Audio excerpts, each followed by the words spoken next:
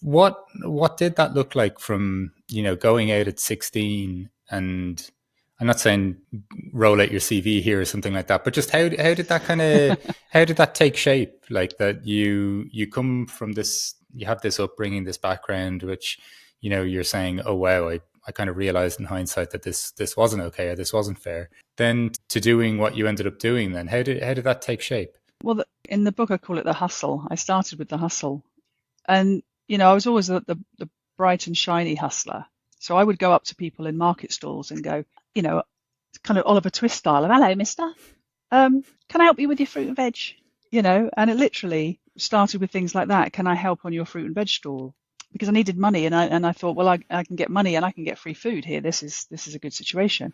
My very first gig was actually helping out at the local outdoor swimming pool. I had nowhere really to go in the daytime, so it was like I could just go there for free as long as I helped out. And again, I get free lunches, and I could get, just to hang out with good people, and I loved it. And I was a really cheerful person to have around because I was so grateful for anything really. I was just a happy little soul.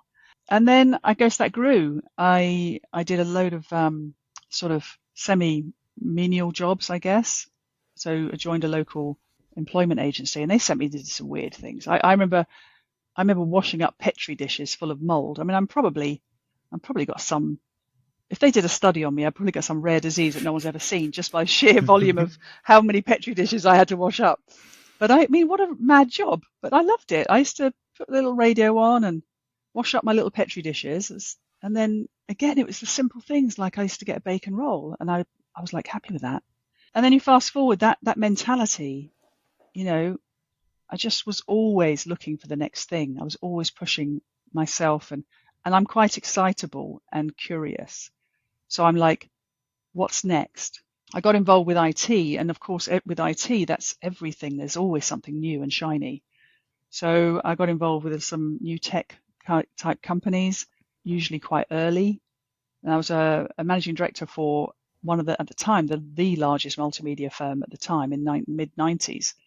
And I became their UK MD at 26. I was responsible for like $50 million or whatever that was then, 40 odd million pounds of business. And I was 26 years old. And it felt completely okay because of all that background. I was always doing something, and you learn a lot of skills. So fast forward, I've run major music institutes. Music has always been through my blood. I was a professional singer as well, somewhere along the line. So I guess I'm quite creative in lots of ways. But I always wanted to just do these things to entertain. It wasn't about ego. Honestly, it isn't.